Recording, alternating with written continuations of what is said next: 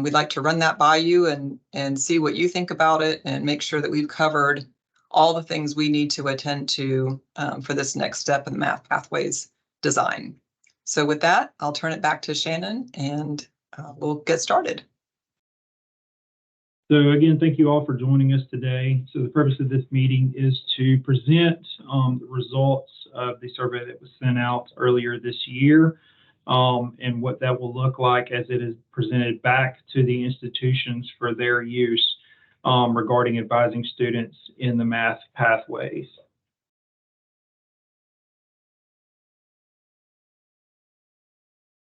So as a refresher, in May of this year, a survey was sent out to Florida college system and state university institutions to gain responses as to which of the 3 mathematics pathways the programs offered in the state should align.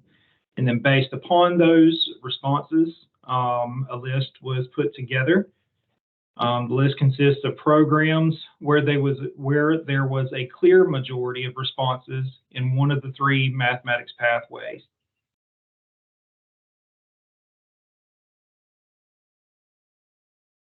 So to define the pathway, math pathways were created to facilitate seamless transfer of credits, reduce excess credit hours, and ensure students take the courses needed for their future careers. Each pathway consists of a gateway course, which is the launching point in the mathematics area for the student in their respective program. And student advising should continue from this launching point to any subsequent mathematics coursework that aligns with the pathway's learning outcomes, the requirements for their chosen field, and those requirements from the Common Prerequisite Manual.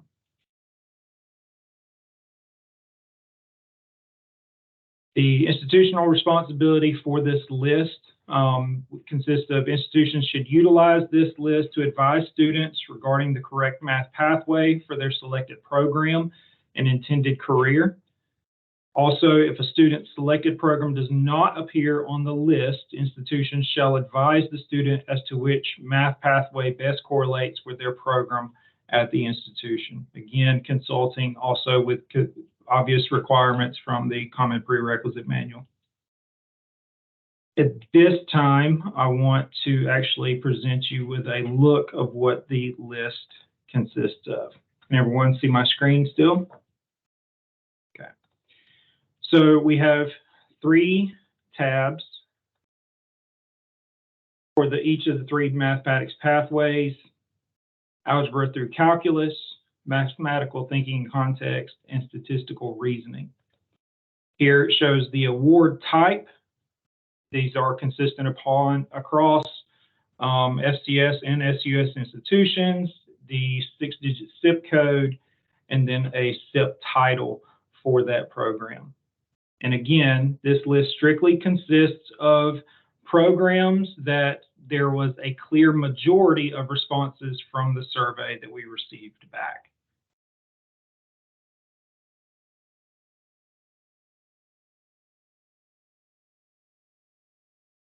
Also, for informational purposes at that time, you can select here to see the different either degrees or even college credit certificates as they are awarded at different levels.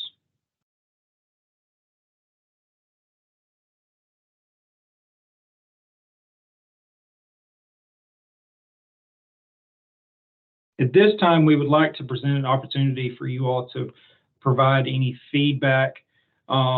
Specifically, currently, the list only consists of programs where there was a clear majority. Does anyone have any specific feelings or thoughts regarding that aspect of this list? If you would please raise your hand if you would like to make a comment or have a question.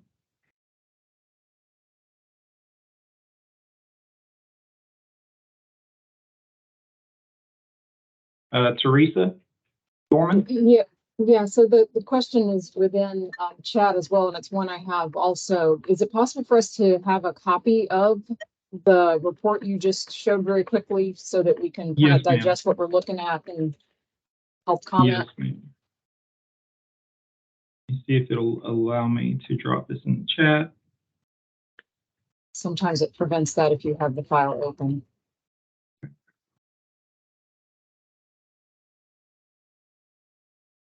I'll just start with a comment, and Kathleen, I see you have a question too, but one comment I do want to make, is just off the bat, so you said that this is if you will, the inventory of selected pathway by majority responses. So I'm hoping this is a conversation we'll have, eventually, but my question is, so then what do we do with those institutions that did not select this pathway for their SIP?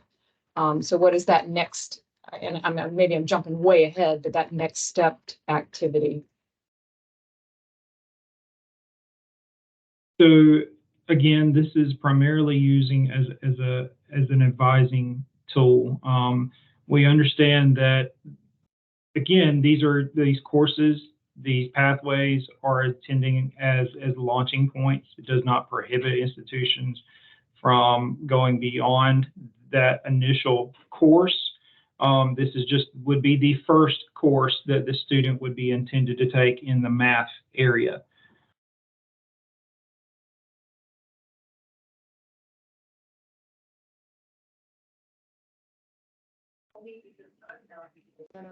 This is Kathy. I'd like to also just add to that too, and I think it's important what you asked, especially because you've all need to spend a little time with the list. And one of the reasons why we didn't try to force every single program into one of the pathways is because a number of the programs really do cross over. A number of programs need both algebra and statistics or things like that. So I think your examination of the list to see, as Shannon was describing, because the pathway really is just the launching point, it's that first course, to see whether or not, based on the list, your institution would need to advise differently, or if the program that your students are taking needs a general education math course that is both statistics and they also need algebra, then perhaps even if it's in the algebra pathway, if you're requiring them to take algebra along with statistics, then maybe that really doesn't make a difference to you because those students are going to take both of those courses anyway. And so I think thinking about both, that the pathway is the launching point, the gateway launching point, or the gen ed launching point for math, and then that the institution retains their ability to adopt the course sequence that's appropriate for that program. I think what we'd like to do is see, once you've had a chance to digest that and digest the list, what changes would institutions have to make, if any, to their advisement or any of their current programs, based on the limited number of programs that are even on the list.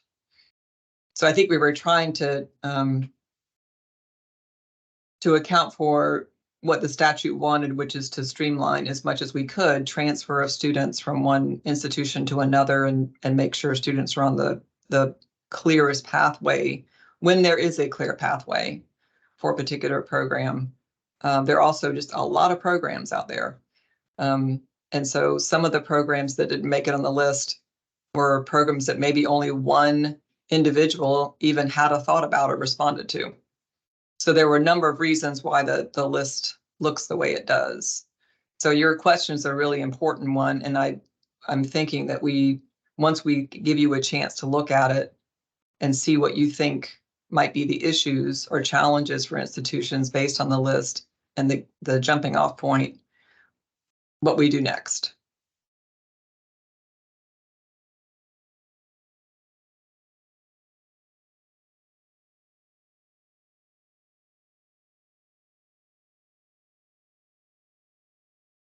May I ask a question? Yes, please. Yes, thank you so much.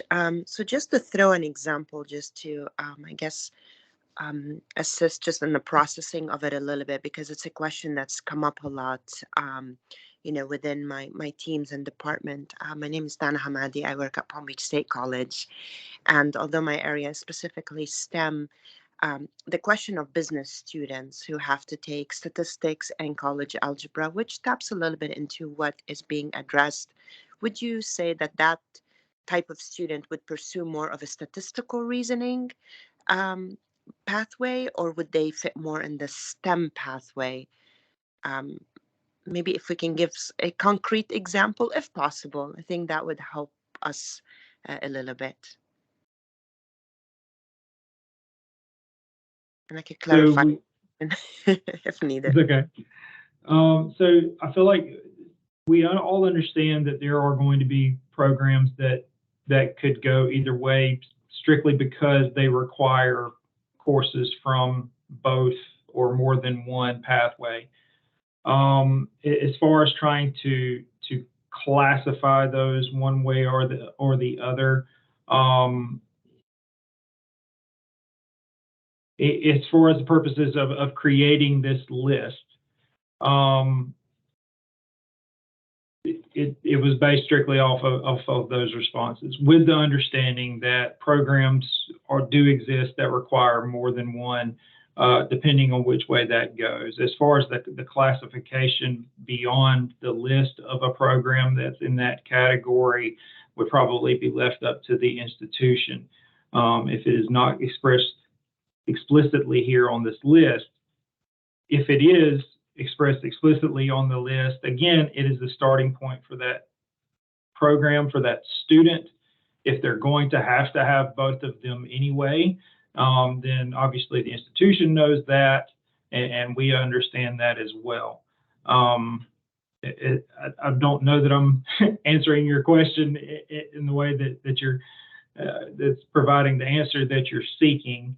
If you want to provide me with some more clarification, perhaps. Yeah, no, thank you. I think once I review the list too, just to get a better understanding, it may address more of my question. But I think the key thing here that I'm hearing is this is really intended to be a starting point. And I think that it may help guide us a little bit better. So thank you. Yes, ma'am. And again, I apologize for whatever reason that it's not allowing me to add it to the chat. I have added it to the calendar invite and resent that all as well. And then once we conclude the meeting, I will email it all to you directly, but you should be able to access it there.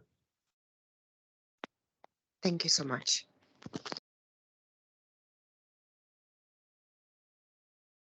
And this is Kathleen from Florida State College at Jacksonville, and thank you and Chancellor Hebda for this presentation. I have two questions, one of which concerns patterns that you saw in the survey results, particularly any results that may have surprised expectations that you had prior to the analysis. And secondly, if there might be a forthcoming memo and FAQ that we can begin reviewing, especially in anticipation of implementation and various Kellogg updates and other system updates following the rule review and approval around March.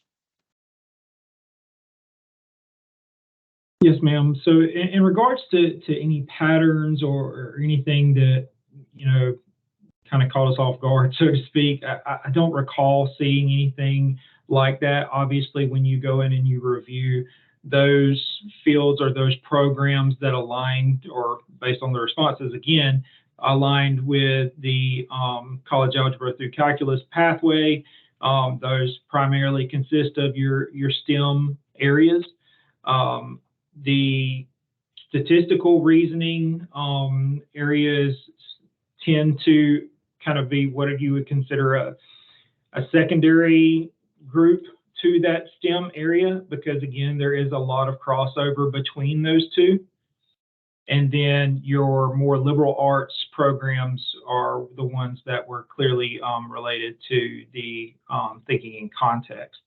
Regarding additional guidance and everything like that, we will be sure to provide technical assistance either through later webinars, as well as providing an FAQ or some other kind of form of formal technical guidance in written form once all of this is put together.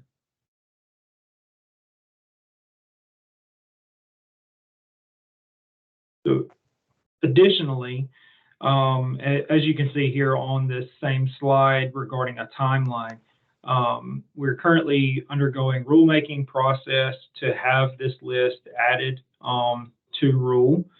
That is proposed currently for adoption in March. We are currently going through the process as a rule amendment to add this list in reference to the meta major rule for the FCS. I believe that Board of Governors office will be also going through a similar process of getting this implemented that way as well. So we're kind of looking at two separate things. One is just the production and the release of the list so the institutions can begin their work that's necessary for that, but then also having it implemented into rule and or regulation.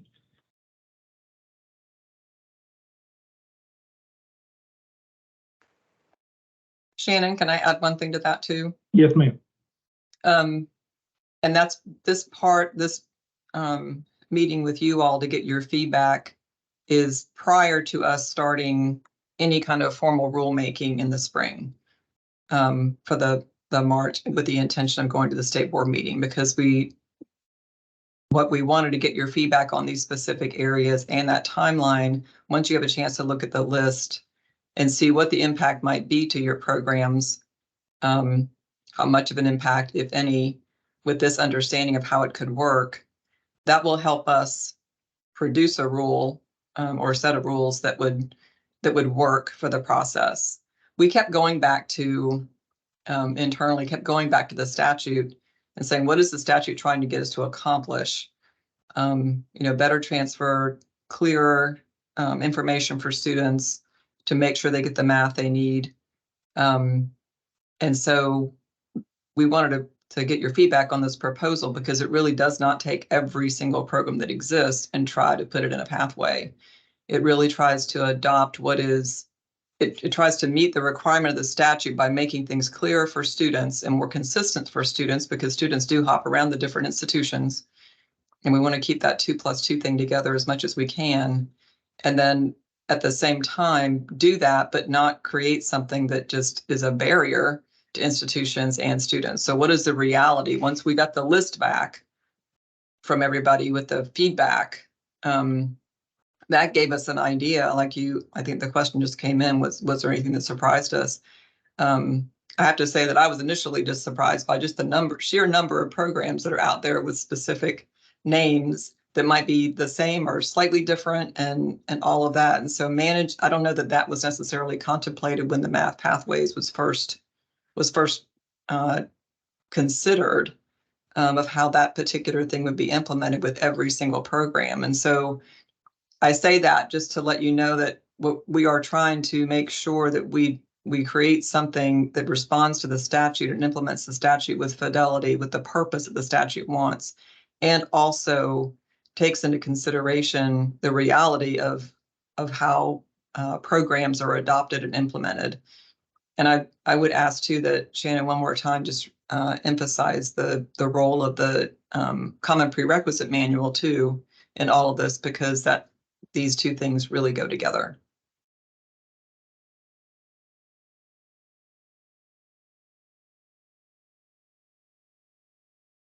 Mark Campbell, I believe you have a question.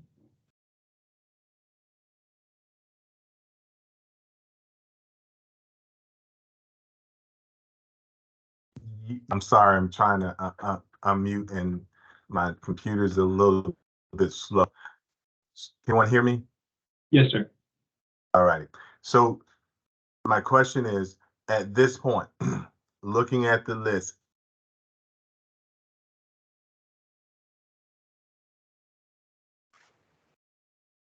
Mark, we lost you.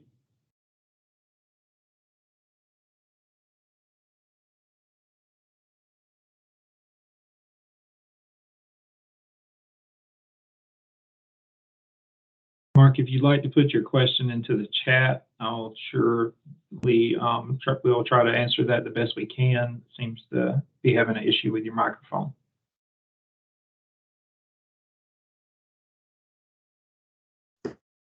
is it? You're coming in and out. I'm sorry. Can you hear me now? Yes, sir.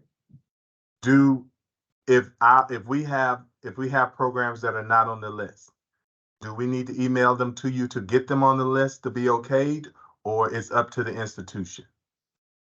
No, sir. So just the programs that there was a clear majority based on the responses back from the survey are Okay. those that are on the list. Okay. Any program that is not specifically on this list, the charge to the institution essentially is to utilize the pathways based upon their requirements for those programs at the institution to try to best advise students regarding and considering their requirements for their program, those requirements that are established in the Common Prerequisite Manual, as well as the 3 pathways. Got it. Thank you. Yes, sir.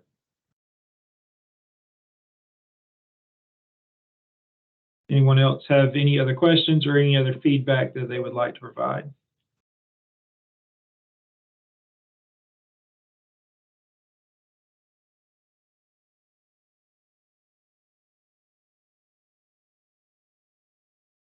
Okay. So if you think of anything afterwards and want to contact, here is my contact information regarding any questions or any other feedback that you'd like to provide. We would greatly appreciate it, again, as Chancellor Hebda mentioned, as we go through this process of trying to formalize everything regarding this list and also any rulemaking.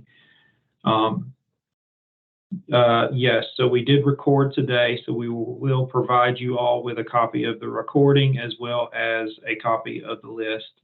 That should be coming to you through email later today. So again, Shannon, do you mind mentioning the CPM real quick before we? Yes, not a problem. So Thank you. For anyone who's unfamiliar, the Common Prerequisite Manual is established for all SUS and SES institutions regarding requirements for their bachelor's degrees. In that, they have to establish requirements for all prerequisites for those programs, and those are updated regularly as institutions need to. What we are asking is that these math pathways and these launching points, as we're calling them, or gateway courses, are utilized as best can be within this consideration of the Common Prerequisite Manual as well. So one specific question that has come up recently is regarding substitutions for these gateway courses that have been established in 3 math pathways as of now. So college algebra or calculus 1 for that pathway, STA X023 for statistics, and MGF 1130 for the math thinking and context. Specifically, one of the universities asked the question. Currently, they substitute courses for instance, a STA X023, and that is based strictly off of currently the program that a student were to choose. So if they were going into a specific field, they may be allowed to, in lieu of X023, take the QMB statistical course or the STA 122 course, and the university counts that. Our advisement currently, and we anticipate going forward, will be as long as that's established within the CPM and clearly established that way, that the university or another institution is accepting of those courses as common between those courses. If it clearly says this course or this course will meet this requirement, then the understanding is that they're allowed to do that, having met that starting off point, as long as they are, of equal quality to each other. But we would ask that they would definitely adhere to what is in the CPM for their requirements for their program and their institution.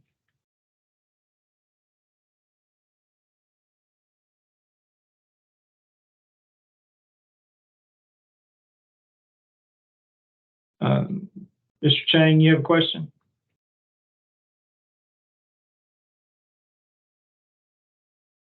Yes, I am so sorry. I thought someone had raised their hand ahead of me.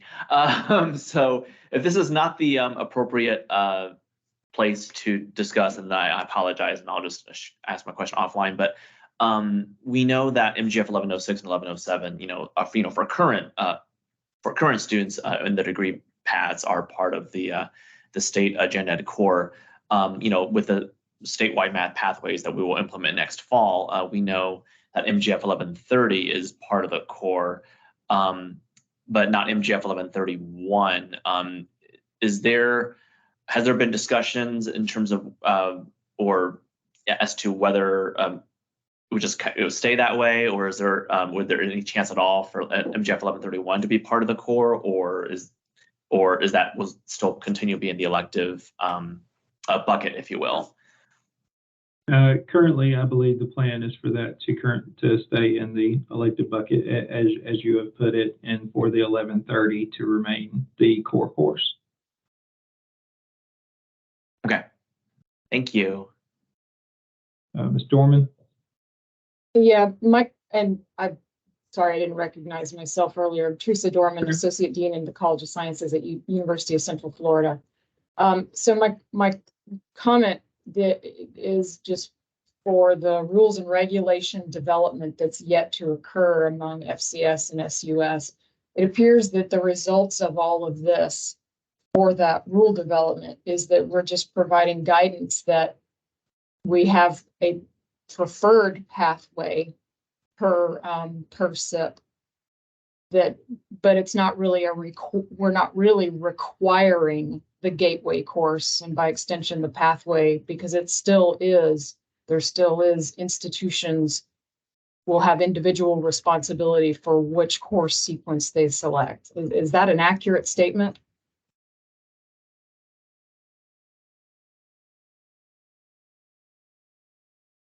Chancellor Hebdo, do you have any input on that specific question? Sure. I think I would say it this way at this point, because again, we're still gathering feedback, but because this is part of statutorily, it's part of the statewide articulation agreement. I think I would say that today, at this point in the process, that 98% of what you said is exactly accurate. That you are responsible for the course sequence. As Shannon mentioned, there's a common prerequisite manual where maybe adjustments to gateway courses could be made and accepted and approved. So there are individual slight differences or variations among some of these things.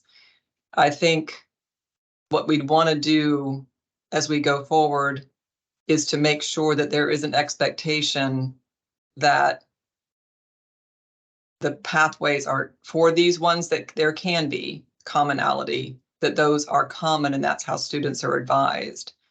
I don't think we could go so far as to say this is maybe just a best practice, because it is part of the statewide articulation agreement. And that so your question gets at the exactly what we've been wrestling with for a while, which is how do we implement that statute with fidelity and make and give students some confidence and common ground to stand on among institutions where there is commonality. And then where are there places where the program is just so unique or there's so much variation that it is just up to the institution. And so that's what we're trying to manage too, is I think it can't be an expectation where it's just up to anybody on any given day, but at the same time, we're trying to manage what is the expectation of what should people, what should a student in an institution be expected to do when there is a common area for a pathway. I don't know if that answers your question completely, but it's the best answer I have today. Yeah, I understand, and I understand, and to the best, right. It does answer. Super. And I did just real quick on the meta majors. The meta majors are still only an artifact of the FCS. I know that Shannon correctly mentioned that the SUS would need to do something about this pathways list in the spring for regulations as well, but it doesn't mean that they're going to adopt meta majors or anything like that. Their regulations are a little bit different than the FCS ones under the state board. But since this is part of the articulation, statewide articulation agreement, those are also rules that come under the State Board of Education. So I just want to make that clarification too. So there's much more conversation to happen about all the regulatory stuff.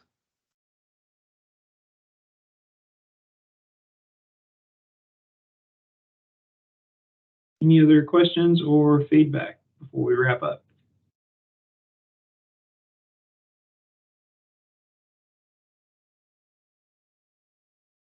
All right. Seeing none, well, again, we want to thank you all for joining us today. Again, we will be sending out a recording of this meeting as well as a copy of the list as it is currently. And thank you all for your time. Have a good day. Thank you, you too. Thank you so much.